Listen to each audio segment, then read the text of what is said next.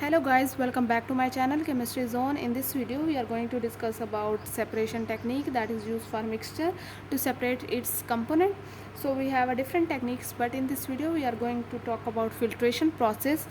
uh, what is filtration and how it is used to separate the mixture. Mixture can be separated. We have a first paragraph, that is mixture can be separated into different components. For this purpose various techniques are used. We have first a technique, that is filtration. We are already familiar with filtration.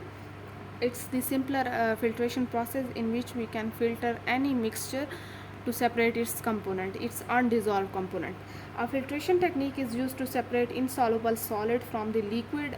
This is basically used for the insoluble solid to separate it from its liquid, or we can say that we can filter a solution to separate the particles in it which are not soluble in water, or which are not soluble in that solution.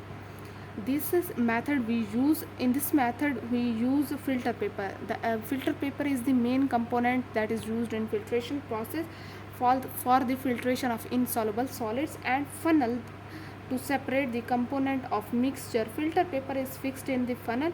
First we fix the filter paper in this funnel. Filter paper does not allow insoluble solid to pass through it. So when we pour the liquid, that is the mixture, or we can say that is solution, which have different particles. Few are insoluble, that are solid particles.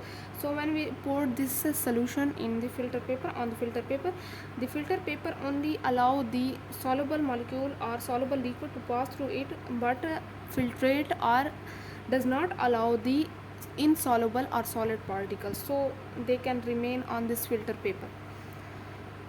Filter paper does not allow the insoluble solid to pass through it, whereas the liquid will pass through it. The solid which are trapped on the filter paper, so the solid that is remaining are insoluble particles which are on the filter paper are called residue, and the liquid that pass through this filter paper is called filtrate. So we can obtain our filtrate without any insoluble particles or any solid particles.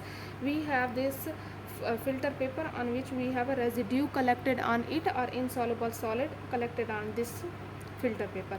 For example, if we take an example, we have a mixture of sand and water. Let's suppose we mix a sand and water, the sand, and then filter it. The sand and the sand particles will be trapped on filter paper while water will pass through it.